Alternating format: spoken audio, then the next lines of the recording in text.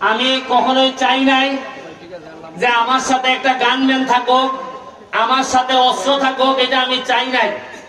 কারণ সাথে যখন অস্ত্র আসে তখন সাধারণ মানুষ থেকে একটু দূরে সরে যেতে হয়। আমি চাই নাই কোনোভাবে। আমি এই গানম্যান চাইলে আর অনেক আগেই পাইতাম, কিন্তু আমার মনে হয়েছে যে আমার কাছে অস্ত্র থাকলে সাধারণ মানুষরা হয়তো ভয় পাইতে পারে, আমার কাছে নাও আসতে পারে। শুরু করিতেছি মহান সৃষ্টিকর্তার নামে, যিনি পরম করুণাময় এবং অত্যন্ত দয়ালু। প্রথমেই আমি আপনাদের কাছে কৃতজ্ঞতা জানাচ্ছি যে আমার জন্য আপনারা বিভিন্ন ভাবে বিভিন্ন জায়গায় আমার জীবনের নিরাপত্তার জন্য আমার এলাকার মানুষ এবং এলাকার বাইরেও যারা মানববন্ধন করেছেন, প্রতিবাদ করেছেন, আমি এবং আমার পরিবারের পক্ষ থেকে আপনাদের প্রতি আমি কৃতজ্ঞতা জানাই।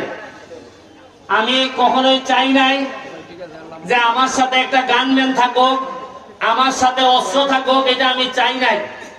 কারণ সাথে যখন অস্ত্র আসে তখন সাধারণ মানুষ থেকে একটু দূরে সরে যেতে হয়। আমি চাই নাই কোনোভাবে। আমি এই গানম্যান চাইলে আর অনেক আগেই পাইতাম, কিন্তু আমার মনে হয়েছে যে আমার কাছে অস্ত্র থাকলে সাধারণ মানুষরা হয়তো ভয় পাইতে পারে, আমার কাছে নাও আসতে পারে। কিন্তু আমি বাধ্য হয়েছি এবার। আপনারা জানেন যে মৃত্যুর হুমকি আমার কাছে আসছিল, আপনারা সবই জানেন।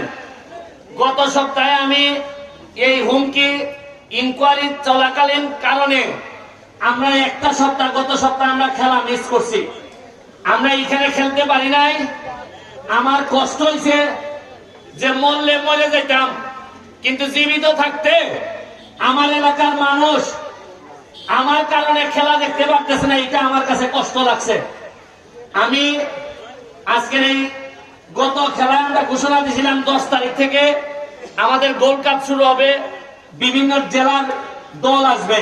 আমরা হয়তো 10-15 দিন পিছাবে, কারণ এই 10 দিন আমি কোনো কাজই করতে পারি নাই, এই জন্য 10 দিন পিছাবে।